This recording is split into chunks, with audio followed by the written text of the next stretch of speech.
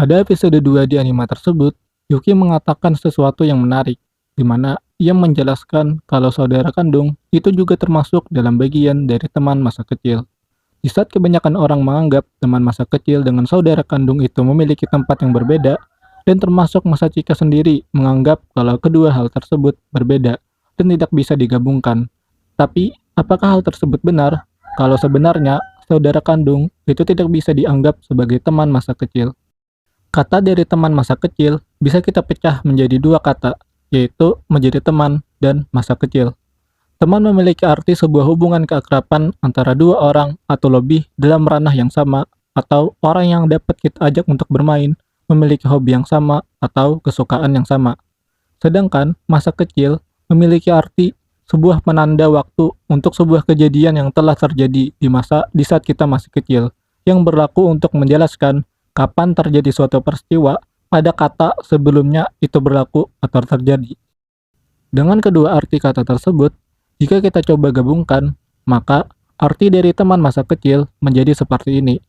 Seseorang yang memiliki hubungan dekat dan akrab dengan diri kita pada ranah dan frekuensi yang sama yang terjadi sejak kita masih kecil. Jika arti ini kita gunakan sebagai penilaian, apakah saudara kandung itu termasuk teman masa kecil atau tidak, maka kita harus lihat apakah saudara kandung tersebut memenuhi kriteria-kriteria yang terdapat di dalam artinya, yaitu pertama, memiliki hubungan dekat dan akrab, kedua, berada pada ranah yang sama, ketiga, poin pertama dan kedua terjadi di saat kita masih kecil. Jika kita hubungkan ketiga kriteria tersebut sebagai syarat untuk dapat dikatakan sebagai teman masa kecil kepada hubungan Masachika dengan Yuki, yang mana mereka berdua adalah seorang kakak dan adik.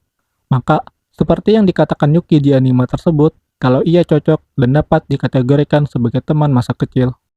Pertama, Yuki dan Masachika memiliki hubungan yang dekat sebagai seorang kakak dan adik.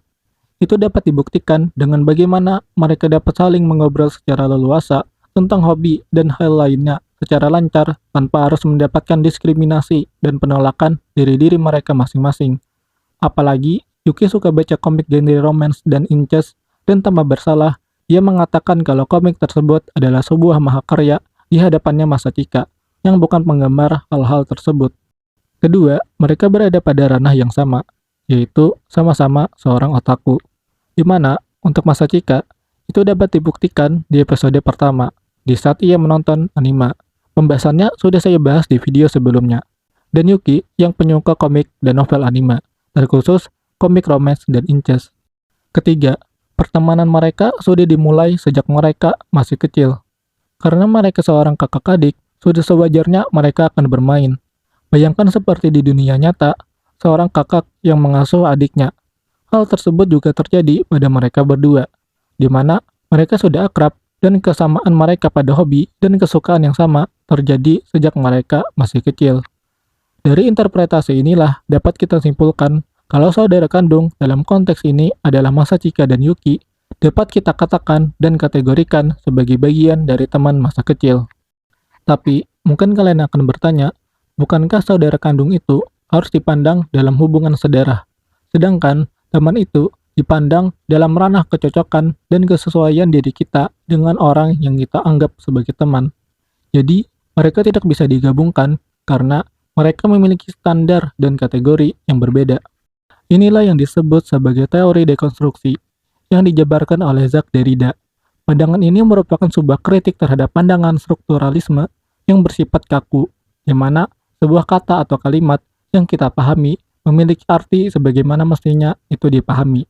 Namun, dekonstruksi itu berbeda, di mana dalam praktek dekonstruksi, kita membangun ulang sebuah makna dari suatu kata atau kalimat, menjadi lebih baru dan lebih relevan dengan zaman sekarang dengan berkembangnya ilmu pengetahuan yang lebih memadai dari zaman-zaman sebelumnya. Membuat makna dari kata atau kalimat yang kita buat menjadi loncatan baru dalam memahami tentang arti dari makna dari suatu kata atau kalimat menjadi lebih baik lagi daripada sebelumnya. Dan itulah yang disebut sebagai dekonstruksi, yaitu membangun kembali makna dari suatu kata atau kalimat, termasuk kalimat teman masa kecil yang telah kita dekonstruksi sebelumnya. Secara tidak langsung, Yuki Suo menjadi salah satu bagian dari seorang dekonstruksionis.